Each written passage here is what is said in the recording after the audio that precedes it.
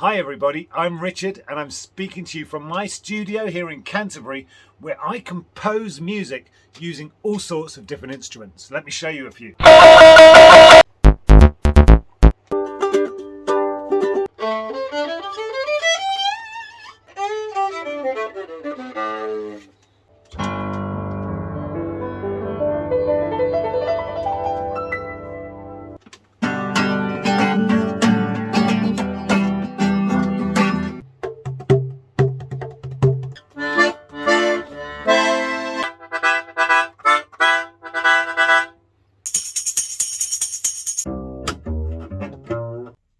But here's something. The very first musical instrument that I picked up and played was the recorder. And it's the recorder that I'm going to ask you to play in our special concert in May at Simon Langton Grammar School for Boys. So I'm going to teach you, first of all, the basics of the recorder, if you don't already know them. Some of you know them, so it'll be a good recap for those who already know, and a good starter for those who are new to this amazing instrument. Once we've gone through the basics on how to play the recorder really well, I'm going to introduce you to the two pieces that we're going to play together with other groups from other schools later on this term at Simon Langton. So first things first, we're going to take a big breath and we're going to blow out the air. But how do you think we're going to take a breath? Are we going to go with our shoulders? Oh, no, we're not. We're going to take a big breath with our shoulders still nice and relaxed. And to breathe in, all we're going to do is expand our rib cage.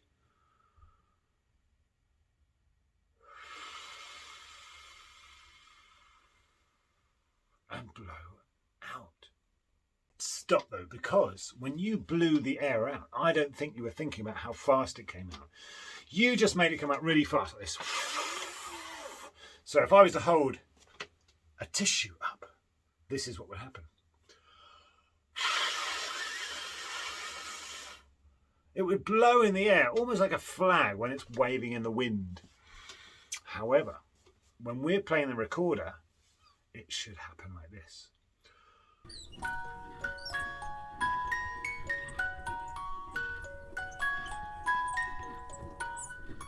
That was a bit like a ghost, wasn't it? Flapping on Halloween. Or maybe the sail of a boat gently billowing in the wind. So I want you to get a tissue. Hopefully your teacher can supply you with a little shred of tissue each, and you hold it up between one finger and one thumb and you blow, and it's just going to move from side to side. So nice big breath.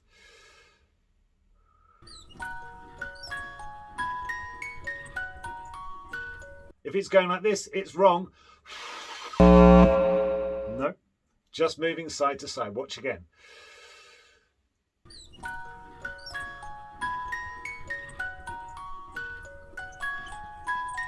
And that means that we're blowing air at just the right speed for our recorder. Any faster and we'll get some horrible scream.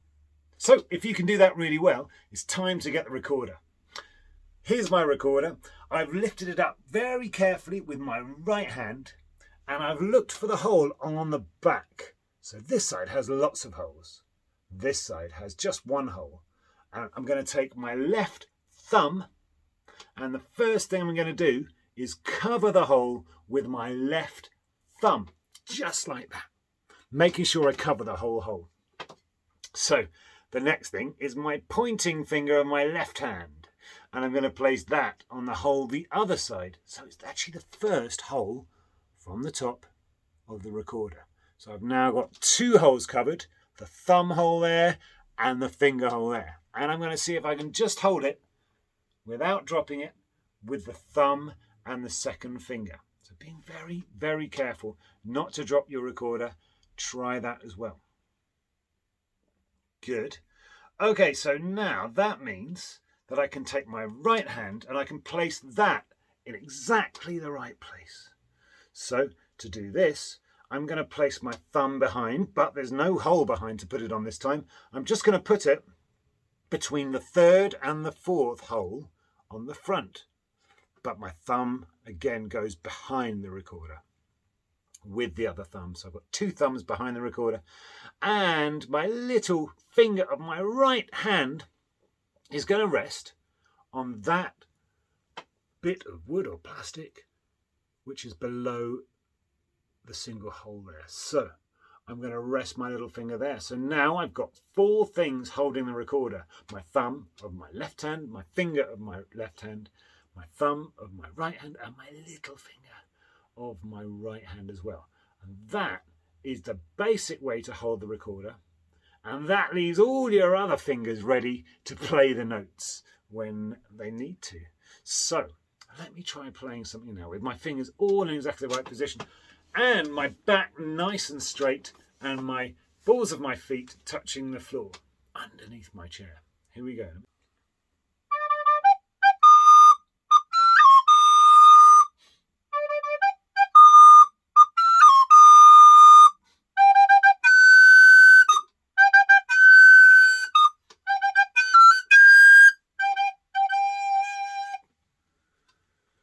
Did you recognise what that song was? That's right, it was John Williams' theme for the film Superman. Well done if you got that. But Superman has short notes in it and long notes in it. So it starts with 3 very short Ds, and then a G, and then it goes to a long D. And a D is the easiest note of all to play in a recorder because all it is one finger, your middle finger of your left hand, placed over the second hole. And in fact, if I'm holding my recorder with my right hand in the right way, I can, and my thumb is just off the hole there, I can actually play a D. Have a go at playing that yourself. So remember, we started with our thumb covering the hole and our first finger. This time we're going to have our thumb just off the hole, and instead of our first finger, we're going to use our second finger there.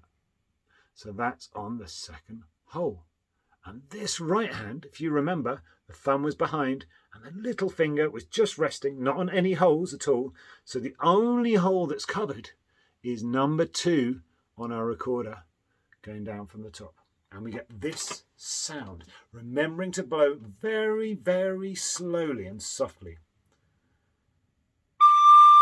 If you're not getting a good enough sound like this, if it's like a kettle boiling, that means you're probably not blowing hard enough. But if you're getting that horrible squeaking sound, which I'm not going to do, and I don't want you to do, that probably means you're blowing too hard. So it needs to be in the middle, remembering to control it with our back straight, and that D goes like this. See if you can take a breath and then count 4 as you carefully blow the air through the instrument to hold a note or a semibreve for 4 beats. Like this. 1, 2, 3, 4.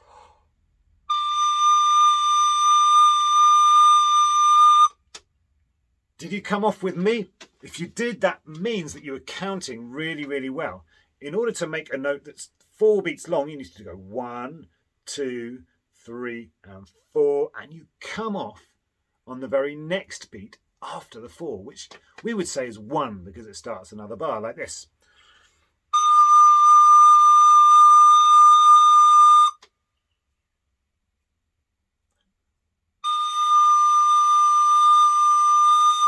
Join me on the next 4.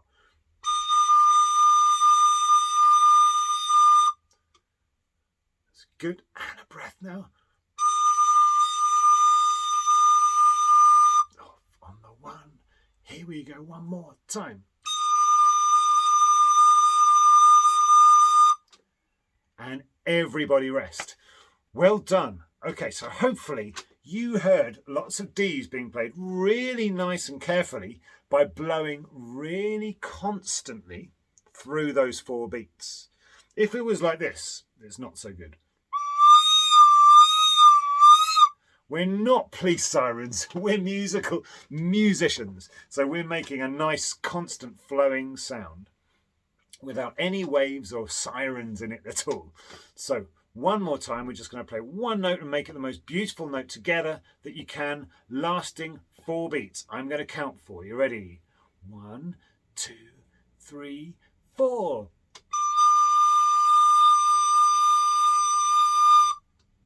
And when I draw across like that, that means we stop. I'm sure your teachers have done that with you before. Now, some of you might be thinking, because this happens quite a lot, you're thinking, I'm making a sound that's very squeaky.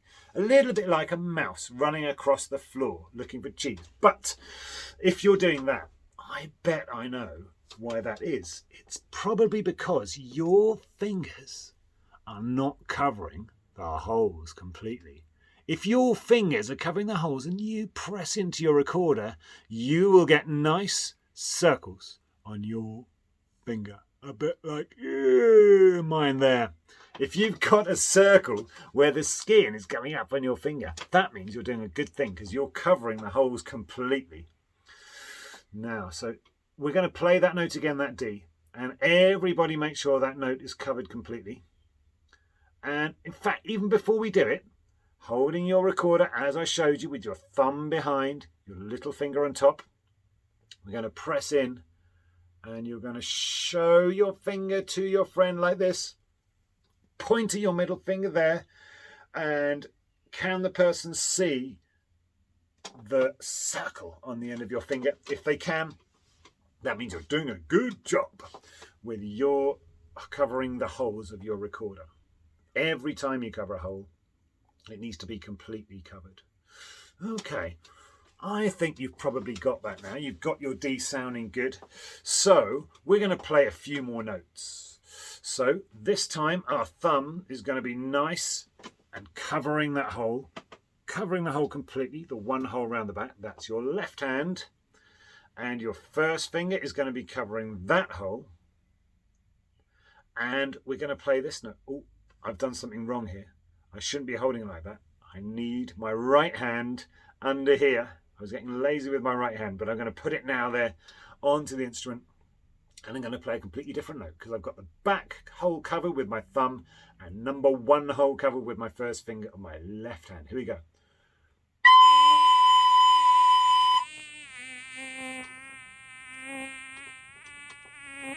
Do you know what that note was?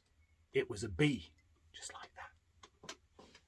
B. Again, play the B and the buzzy B might come back. Here we go. So, are you ready? Let's see if the buzzy B comes back, but only if we're all playing a B. Thumb, first finger. Oh, I didn't count in. Let me count in so everybody starts together after 4. 1, 2, 3, 4.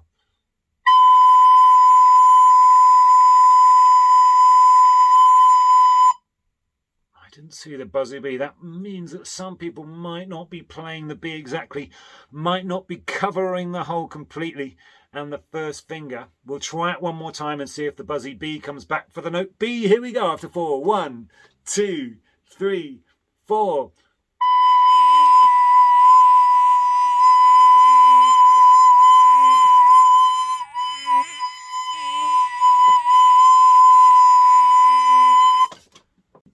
Okay, but I want to learn some more notes. So I'm going to teach you a C. And a C needs 2 fingers. It needs the thumb behind on that hole, covering the hole as it was before. And it needs your second finger, that's your middle finger, covering the second hole. And it sounds like this. Are you ready? Just try playing it once. Here's a C.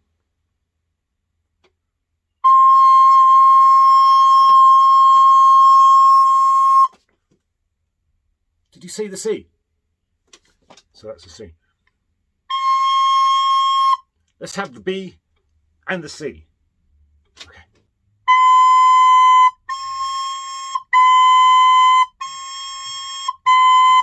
Can you see what I'm doing? For the B, it's just my first finger. And for the C, it's just my second finger. Going like this. Now, are you getting a squeaky sound? Or a sound that isn't the right note? That's probably because your thumb has slipped off the hole at the back. Make sure it's covering that hole at the back. And let's do the B and the C together here.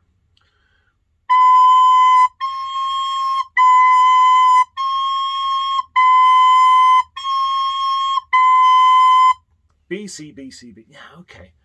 But we also learned a D. So we could go from B to C to D, going up the scale.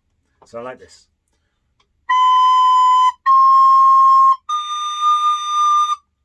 Now, if you were watching closely, you would have seen how I did that. Yep, you guessed it. You just lift your thumb off the back of the recorder. So it's the same as C note, but without the thumb. So B is 1 and 2, or thumb and your first finger. C is your thumb and second finger. And D is your second finger without your thumb at the back. So could you now go B, C, D? And all we're going to go is B, C, D. 2 beats on each of those notes, like this. 1, 2, 3, 4.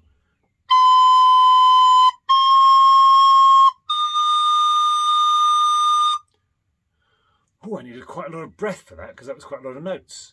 But make sure you're breathing a nice big breath before you do this again. We're going to do it one more time, holding your instrument right, correctly, with the B, the C, and the D in your head, ready to play it. Let's try it. Here we go. 1, 2, 3, 4.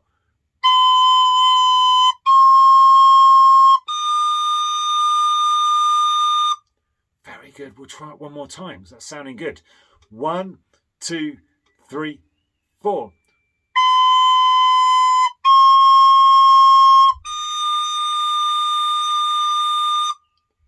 That is pretty tricky. So we're going to just practice it one more time to make sure everybody's got it. Here we go. So after 4, 1, 2, 3, 4.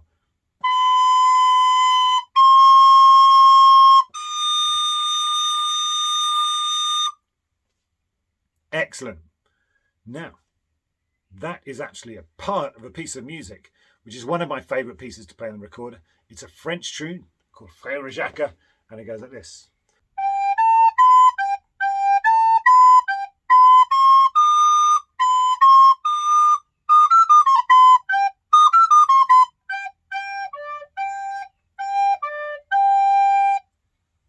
I've made another video showing exactly how to play all the notes in that piece. There's a link to that in the YouTube video description below if you want to follow that and watch the whole video to learn that piece. However, in this video, I'm going to introduce you to the 2 pieces which we've chosen specially for the concert on the 22nd of May. And these are 2 pieces which are going to celebrate the coronation of King Charles III, the new King of England. We used to know him as Prince Charles, but now he's going to be King Charles III when he is coronated on the 6th of May. The first of these pieces is called Zadok the Priest, and it was written for another coronation for a king 300 years ago by a composer called George Friedrich Handel. Now, I've managed to travel through time and get... Hello? George? No, Mr. Handel. Sorry, Mr. Handel. Yeah. Yeah, it's really, really good of you to join us, despite the big time difference between us. Nearly 300 years. But thank you so much. We just had a few questions about Zadok the Priest. No problem. It's one of the most famous pieces of music in British history. For sure. And I wonder if you could tell us, how did the piece come about and why did you write this piece? Yeah, so thank you for having me here. So I wrote Zadok the Priest for the coronation of King George II and Queen Caroline in Westminster Abbey in London in 1727. So it's one of your most famous pieces. And we were wondering about some details of the composition. So for instance, why did you choose the specific instruments that you did? Well, I wanted to create a sense of majesty and grandeur that was fitting for a royal coronation. Show a large choir, 4-part harmony, and I got that with a full orchestra, including strings, brass and timpani. Quite an impressive sound. Yeah. Definitely is. What about the text itself? So who is Zadok? Why did you choose to set this particular text? Zadok was a priest in ancient Israel, and he anointed King Solomon as the rightful king. I chose that text because I thought it was fitting for a coronation ceremony, this new leader being anointed by a higher power. And how did you go about fitting that text to music?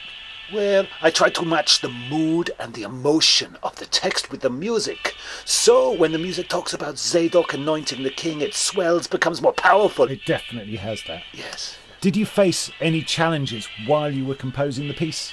Well, I remember one night I was working on the piece. I got so caught up in my work, I spilled ink all over my shirt. But I rolled up my sleeves and got stuck in. That is dedication. So, did you get a chance to rehearse the piece with the choir and orchestra before the coronation? Yes, I did. We rehearsed in a church nearby.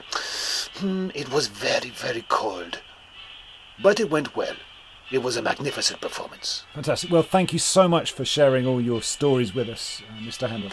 No problem. Really interesting to hear about the process behind the creation of your masterpiece. No problem. And good luck with the concert in May. Really, really good to meet you. And you. Thank you. I hope you enjoyed the interview.